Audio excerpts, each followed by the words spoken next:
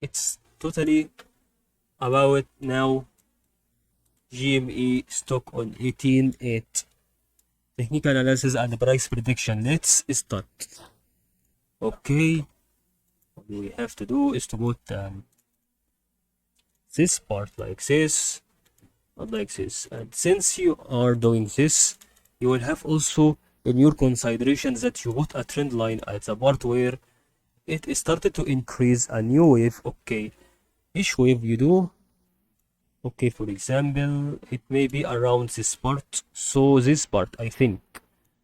And since also the next part, which is this, like this and like this.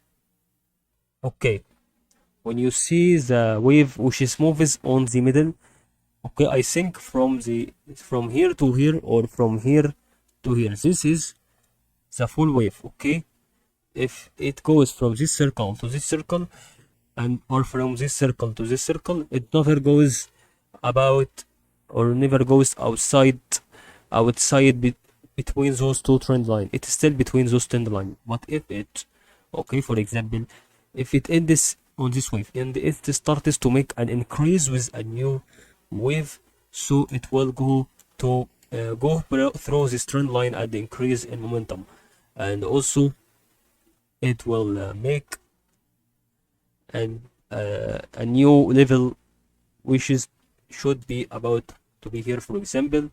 So I think for this to increase, decrease, increase, and decrease, it will increase, but increase until what? Maybe until like this, okay, and like this.